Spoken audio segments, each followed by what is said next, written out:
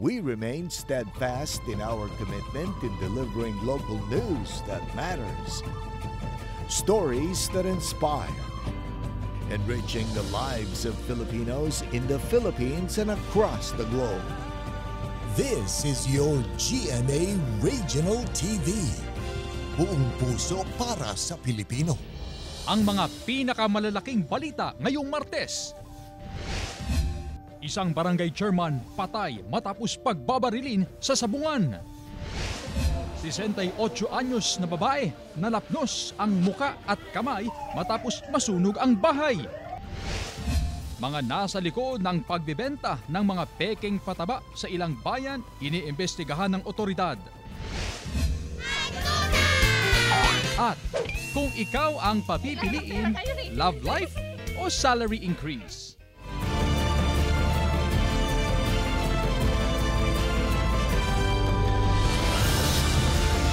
Ito ang GMA Regional TV 1 North Central Luzon. Masantos siyang aram na imbag na malem, maya pagat panapon kapuso. Narito na ang 1 North Central Luzon. Hatid namin ang mga pinakamalaki at pinakahuling balita sa hilaga at gitnang Luzon. Live mula rito sa GMA Dagupan Station, ako po si Chris Zuniga. Iniimbestigahan ng otoridad ang mga nasa likod ng pagbebenta ng mga peking pataba sa ilang bayan sa Pangasinan. May ulat si Jasmine Gabriel Galban. Iniimbestigahan ngayon ng otoridad ang mga taong nasa likod ng pagbebenta ng mga peking pataba sa ilang bayan sa Pangasinan. Ayon sa Samang Industriya ng Agrikultura, ilang katao na ang naaresto matapos madiskubring nagbebenta ng peking pataba. Mostly by Siha Tarlac ang nag-produce ng fake fertilizer. May nahuli dito sa Bilalonan, Villasis, and Rosales. Dito sa Pangasinan, sa Ilocos Sur and La Union may nahuli rin. So tuloy-tuloy yung pag-entrapment. Kumpara sa orihinal na presyo ng pataba, mababa ng halos kalahati ang presyo ng peking pataba. Pinag-iingat ang mga magsasaka sa mga tao o grupo na nagbebenta ng pataba sa mga barangay.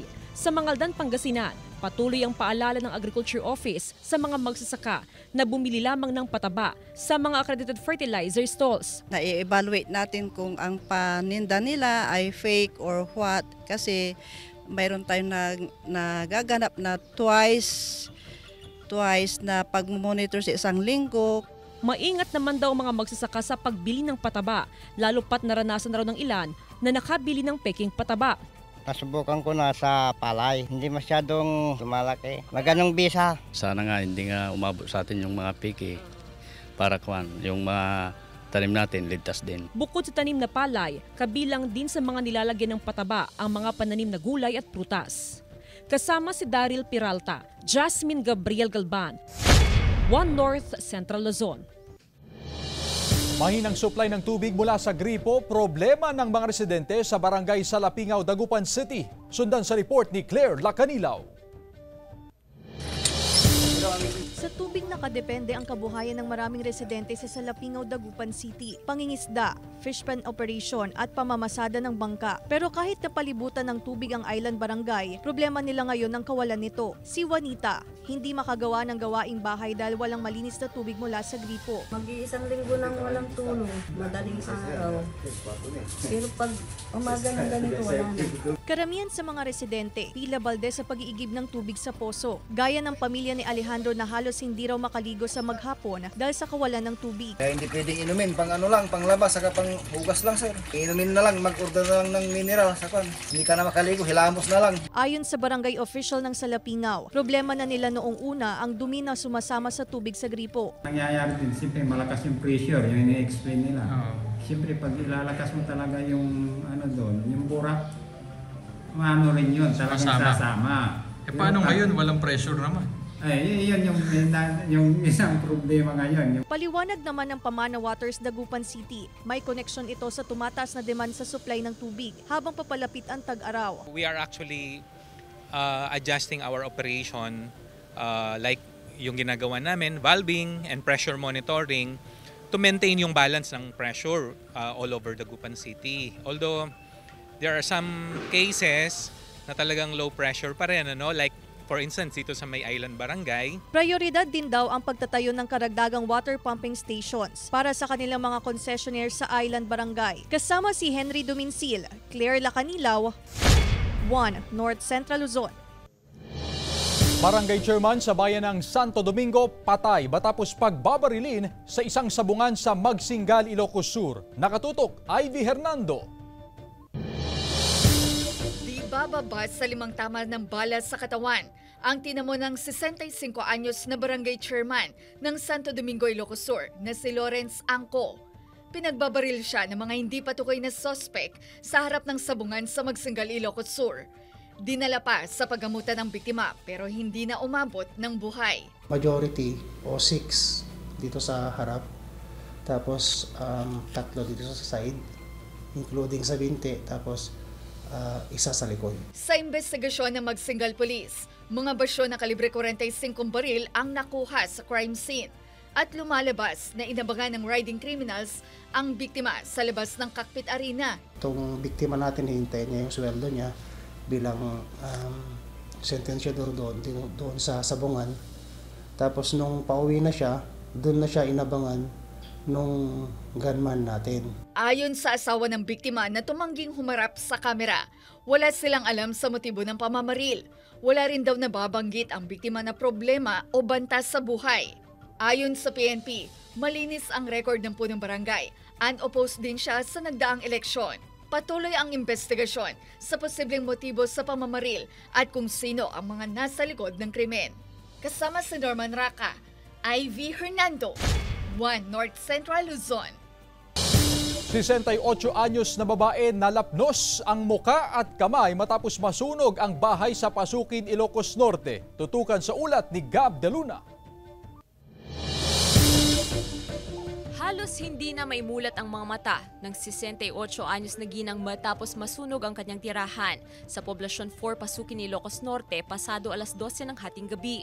Lapnos sa mukha at kamay na umabot sa second-degree burns ang tinamo ng biktima matapos tangkaing apulahin ng sunog. Mag-isa lang daw siya sa bahay nang mangyari ang insidente dahil nasa trabaho ang kanyang anak na kasama sa bahay. Mabilis daw kumalat ang apoy na nagmula sa ikalawang palapag ng kanilang bahay. Sa inisyal na investigasyon ng BFP, lumang electrical wirings ang tinitig ng sanhi ng sunog. Mahigit 1 oras naman daw bago maapula ang apoy at tinatayang nasa 300,000 pesos ang kabuang pinsala. Parang kapapalit lang yata yung kanyang circuit breaker pero yung mga wirings daw hindi naman niya napapalitan. Kaya dapat pinagsabay na sana. Sa tala ng BFP, ito pa lang ang insidente ng structural fire sa Pasukin ngayong taon. Pero plano ng BFP na magsagawa ng house-to-house inspection bilang kampanya sa iwas sunog sa nalalapit na tag-araw. Ugaliin natin na i-check talaga yung mga electrical appliances natin. Kahit walang nakasaksak, baka yung kuryente natin na mas matanda pa sa atin. Hindi na nagpa-interview ang ginang dahil hirap sa pagsasalita dulot ng tinamong sugat na patuloy na ginagamot sa Rural Health Unit. Kasama si Reynold Velasco, Gab De Luna, 1 North Central Luzon. Samantala, bilang ng mga nakapag-renew ng tricycle permit at prangkisa sa Kalasyaw nasa 20% pa lamang ayon sa Economic Enterprise Office. May ulat si Claire Lacanilaw. Maagang pumunta ang 42 anyos na si Amor sa One Stop Shop Business Center sa bayan ng Kalasyaw, Pangasinan para mag-renew ng tricycle permit at prangkisa. Regular ang kanyang pagre-renew para iwas penalty. Kuya, may rules and regulation po dito sa Kalasyaw, ma'am. Kailangan po talaga yearly nagre-renew po ng mga use permit. 9 na araw bago matapos ang itinakdang deadline sa February 29, nasa 20% pa lang o katumbas sa mahigit 500 na mga tricycle driver at operator ang nakapag-renew na ng prangkisa ayon sa Kalasyaw Economic Enterprise Office. Ang tricycle driver na si Marlon, hindi pa makapag-renew ng prangkisa at permit dahil kapos sa budget. Ganyan ko lang sa budget, madam. Kasi minsan nakakapos. Minsan, kasi alam nyo na ng pasada dito, swerte yan. Minsan walang budget kaya hindi mapapurahir yung motor. Ayon sa Kalasyaw Economic Enterprise Office, palalawigin pa nila ang pagpaproseso ng permit at prangkisa hanggang sa Marso upang mabigyan ng sapat na panahon ang mga tricycle driver na makapagproseso ng kanilang permit. Very alarming yung number, no? Kaya tinatawagan ko sana yung mga tricycle operator and driver na magpa-renew na ng kanilang mga tricycle permits and franchise. Ipinapaalala rin ng otoridad ang ginagawang mahigpit na panguhuli laban sa mga pumapasadang kolorum na tricycle sa Calasiao. Kasama si Henry Duminsil, Claire Lacanilaw, 1 North Central Luzon.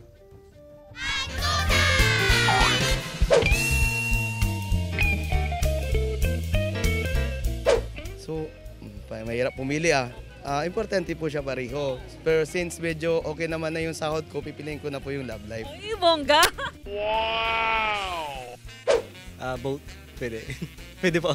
Bakit? Bakit? Sa Love Life. Salary increase. Pwede mo namang niyain yung jowa mo. Wake up! Salary increase po. Para may pang-date kami ng boyfriend ko. Paano ka magkakaroon ng happiness kung walang pera?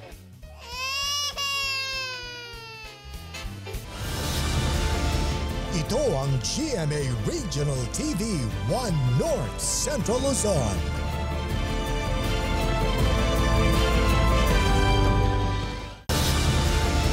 Ito ang GMA Regional TV 1 North Central Luzon. Konstruksyon ng San Pablo Bridge sa bahagi ng barangay Lasip at Dinalawan sa Calasiao, Pangasinan hindi pa rin natatapos. Yan ang tinutukan live ni Russell Simorio. Russell? Chris, hiling nga ng mga residente at ng mga motorista na tuluyan ng magamit ito ngang San Pablo Bridge. Ito yung tulay na nakikita nyo sa aking likuran at ito rin ang tulay na nagdurugtong sa barangay Dinalawan dito sa bayan ng Calasiao at sa barangay Nalsian. Ang kalbaryo kasi ngayon ng ilang motorista at ng mga residente ay kinakailangan pa nilang dumaan doon sa mga alternatibong ruta.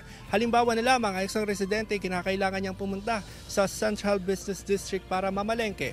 Dadaan pa siya sa may barangay San Vicente at papasok sa barangay Nalsian papunta sa Central Business District. Kaya dagdag oras doon sa kanilang biyahe. Unlike kapag nagbukas na itong San Pablo Bridge kung saan makakatipid sila sa biyahe. Bakit nga ba hindi pa tuluyang nabubuksan sa mga motorista itong San Pablo Bridge? Tumawag tayo kanina sa tanggapan ng Municipal Engineering Office at nabanggit sa atin na yung mismong tulay ay tapos na. 100% natapos na. Ang hindi pa nagagawa o hindi pa natatapos ngayon itong approach ng tulay. Kaya makikita natin may mga bato at may mga buhangin na nakaimbak dyan sa may approach ng tulay. At ayon sa Municipal Engineering Office, anumang oras sa susunod na linggo ay gagawin na nila itong ang approach ng tulay. At makikita din natin may mga barrier dyan sa area para hindi dumausdos yung bato dyan sa kalsada at hindi ito makaapekto at hindi makasagabal sa biyahe ng mga motorista para safe pa rin silang dadaan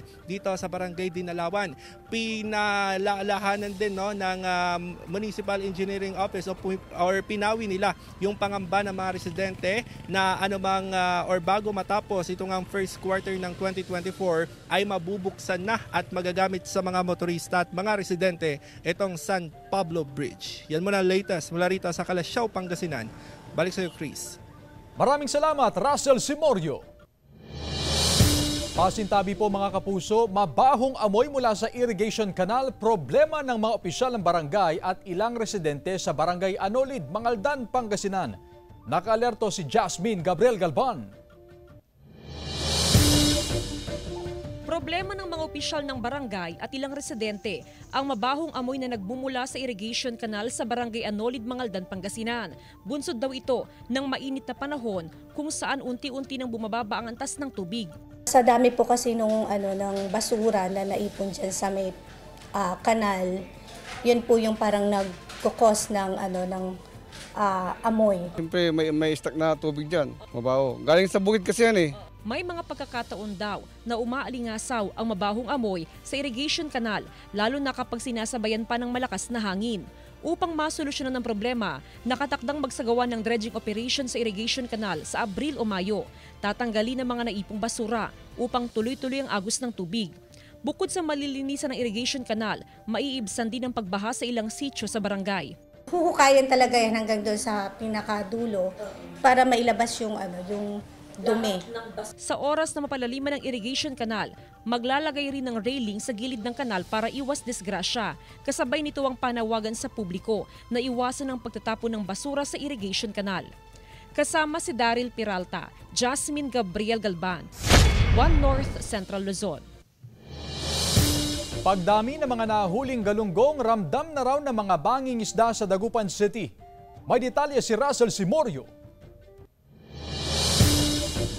Nakaangkla pa sa Pantal River sa Dagupan City ang mga fishing vessel na ito, pero naghahanda na mga mangingisda para pumalaot. Ganado raw ang mga mangingisda dahil sa pagdami ng huling isda kasunod ng pag-init ng temperatura. Ayon sa mangingisdang si Mang Edgar, umaabot sa 20 banyera ng isda ang kanilang naiuuwi mula sa laot, karamihan sa huli mga galunggong. Kung halimbawa umuli ka ng 20, halos kalahati ang naano namin na galunggong. Ang iba sari-sari na yun. Pero pag mga season talaga, halos galunggong ang karamihan talaga. Mataas daw ang presyuhan ng galunggong ngayon na nasa 230 pesos kada kilo. Bawi na raw ang gasto sa krudo na umaabot sa 50 litro sa 2 araw na pagpalaot. Mataas din kasi ang presyo ngayon, sir. Medyo nakakabawi rin. Ayon sa fishery expert, inaasahan pa ang pagdami ng huling isda sa Marso at Abril kung saan mas ramdam ang mainit na sea temperature. Swak sa mga tropical species gaya ng galunggong at bangus ang mainit na temperatura. Nung taglamig po konti ang nahuhuli kasi maaari yung mga isda nasa ilalim. So since ngayon ay umiinit na, ibig sabihin papunta na sila sa surface. Samantala, nananatiling matatag ang presyo ng bangus at iba pang isda sa Magsaysay Fish Market. Nasa 150 hanggang 170 pesos ang kada kilo ng bangus, habang umaabot sa 130 pesos ang kada kilo ng tilapia. Kasama si Henry Domencid, Russell Simorio, One North Central Luzon. Iba't ibang kalibre ng baril na nakumpiska sa sumukong rebelde ipinresenta ng otoridad sa Cagayan Provincial Government. Sundan sa report ni Ivy Hernando. Sa press conference, iprinisinta ng Philippine Army at PNP kay Cagayan Governor Manuel Mamba ang mga dekalibreng baril ng mga sumukong miyembro ng NPA. Kasama sa press con ang 3 sumukong rebelde. Ayon sa Philippine Army, umaasa silang maidedeklara rin ang insurgency-free kung patuloy na makikipagtulungan ng publiko sa pamamagitan ng paghinto sa pagbibigay suporta sa mga rebelde at pagbibigay ng impormasyon. Marami actually namatay sa encounter, pero mas marami ang sumusuko. Bakit sila sumusuko? Dahil yun, mga dahilan din naman ito, sobrang pagod, uyak, tapos nakikita rin nila na wala nang halos sumusuporta sa kanila. Sa saklolohan sana ng isang 22 anyos na lalaki, ang kaibigang 37 anyos na nadisgrasya sa Barangay Road ng Kakadiran, Cabugao, Ilocos Sur. Ngunit maging siya ay nasangkot rin sa aksidente sakay ng kanyang motorsiklo. Ayon sa PNP, nasa impluensya ng alak ang mga naaksidente na nagpapagaling sa paggamutan dahil sa mga tinamong sugat. Sugatan din ang mag-amang ito matapos masalpok ang sinasakyan nilang tricycle ng isa pang tricycle sa National Highway na Magsingal, Ilocos Sur. Nangagkon nga adda si makuno kanyami nga umakiyang gati makina nga na mapigilan so dahil na kuadya likod ni. Ayon sa driver, nagkaberya yung makina niya na dahilan na hindi na niya makontrol yung silinyador ng tricycle niya. Nasa paggamutan pa rin ang driver ng nakabunggong tricycle dahil sa tama sa ulo. Kasama si Norman Raca, Ivy Hernando, One North Central Luzon. Mga Kapuso Star, nagbigay saya sa Dapil Festival 2024 sa Bangued, Abra. Silipin sa ulat ni Gab De Luna. Inabangan ng mga Brenya ng Kapuso Fiesta na bahagi ng Bangued Dapil Festival 2024. Nagliwanag ang gabi sa fireworks display. Pero mas naging makulay sa mga kwela at makulit na mga hirit ni Jason Gainsa na nagsilbing host. Nakipagsabayan din ng mga Brenyans sa pag-games. At syempre, sa hatawan sa TikTok Challenge. Nag-init naman ang gabi sa sexy dance moves ni Roxy Smith. Sinundan yan ng nakakakilig na performance ni Paul Salas at Michael Sager. Hiyawan at hindi naman magkandamayo ang fans nang lumabas sa entablado si Shining Inheritance lead star Kailina Alcantara. Hindi rin nagpahuli ang Kylie Natix fans na may talang banner at pabulaklak sa aktres. Punong-puno ng hiyawan, kilig at paghanga ang fans dahil sa once-in-a-lifetime opportunity na makita sa personal ang kanilang mga iniidolo. Super excited po kami dahil finally mamimit na po namin yung mga paborito namin mga artista from GMA Network. Sobrang excited po tsaka sobrang saya po. Gab De Luna, 1 North Central Luzon. Ito ang GMA Regional TV 1 North Central Luzon.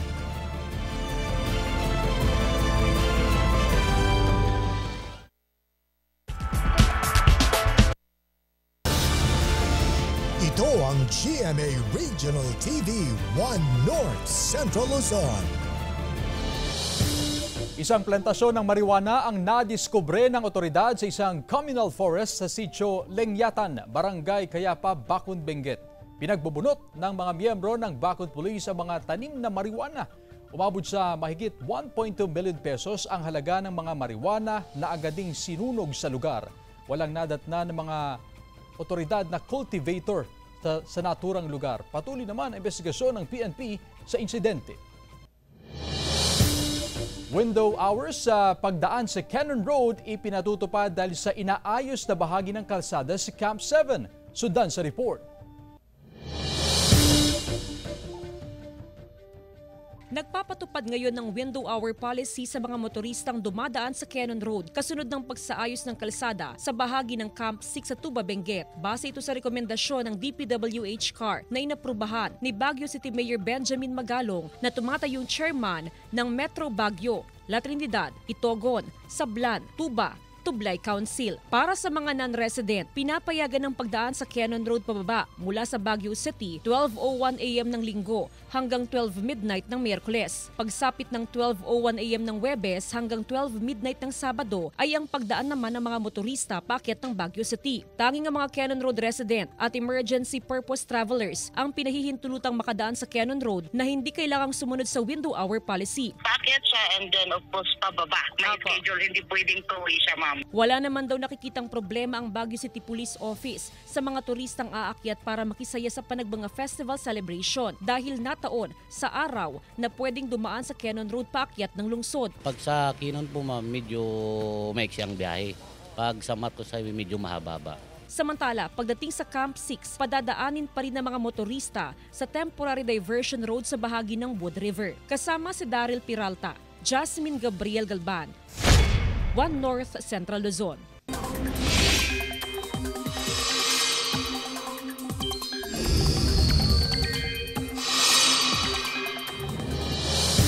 Mga kapuso, isa ka rin ba sa mga init na? Ayon kasi sa Pag-asa, halos hindi na ramdam ang hanging amihan. Pero di ibig sabihin nito ay tapos na ang amihan season. Posible rin daw na lumakas pa ito sa mga susunod na araw. Sa ngayon, easterlies ang nakakaapekto sa malaking bahagi ng bansa.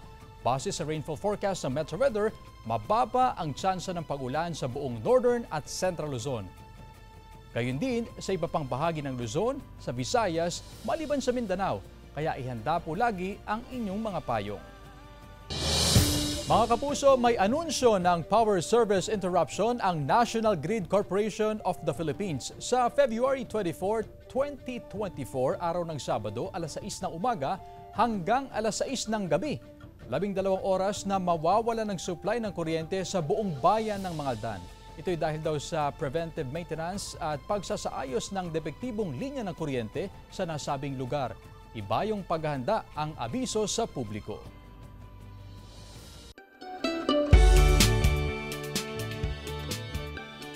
Magat Dam Eco Park sa Ramon Isabela dinarayo dahil sa naggagandahang tanawin. Ating pasyalan sa report. Kung ang nais mong mag-unwind at mag-explore sa ganda ng reservo at iba pang mga tanawin, perfect raw ang Magat Dam Eco Park sa Ramon Isabela sa mga certified nature lover. Bukod sa picture-perfect na ganda ng mga tanawin, maganda rin daw itong bonding spot ng magkakaanak.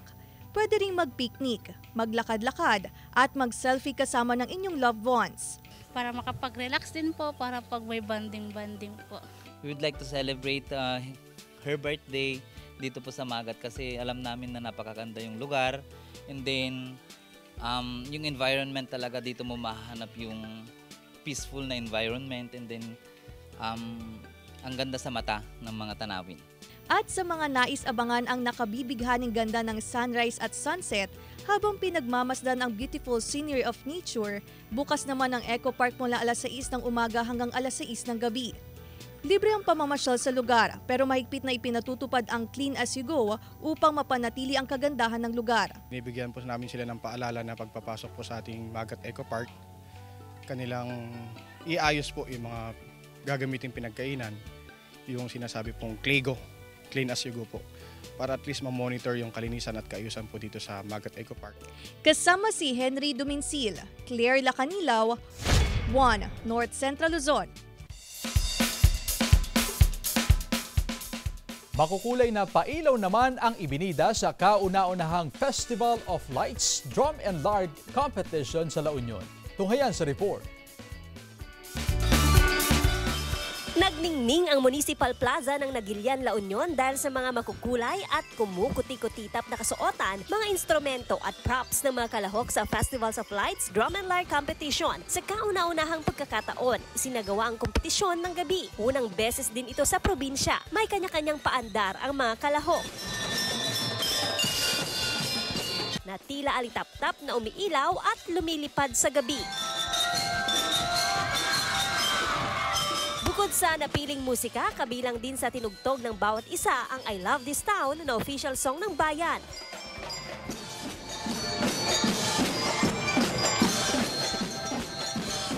Nang ipakita ang creativity, not only yung musicality ng ating drum and lyre participants, but also the creativity in terms of exhibiting beautiful display of light.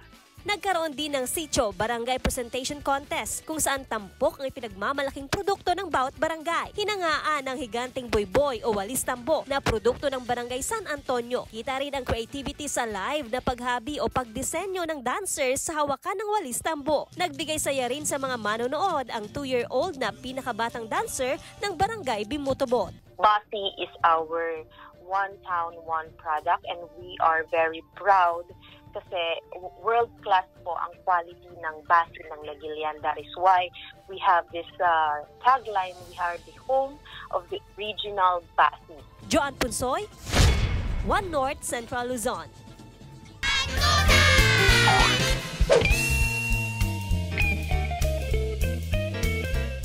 Salary increase ba o love life?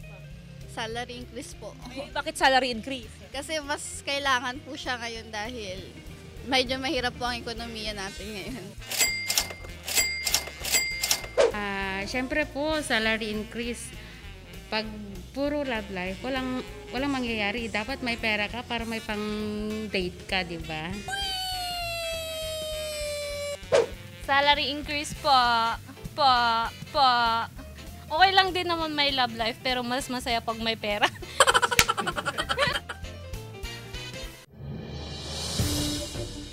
Samantala, mapapanood niyo po ang episode dito at iba pang pinakahuling lokal na balita sa official website ng GMA Regional TV, www.gmaregionaltv.com. Pwede rin kayong bumisita sa aming official YouTube channel, GMA Regional TV, at i-click ang subscribe button para sa pinakamainit na balita mula sa mga rehiyon. Nais din naming pasalamatan ng mga kapuso sa Hilaga at Gitnang Luzon, maging ang mga kapuso natin abroad. Dahil sa GMA Regional TV, local news matters. At yan ang mga pinakamalaki at pinakahuling balita sa Hilaga at Gitnang Luzon. Maraming salamat sa pagsama sa amin, pati na ang mga kapuso sa ibang bansa na tumutok sa mga balita sa rehiyon. Ako po si Chris Zuniga. Kami ang GMA Regional TV, 1 North Central Luzon. Buong puwersa para sa mas malaking misyon at mas malawak na paglilingkod sa bayan.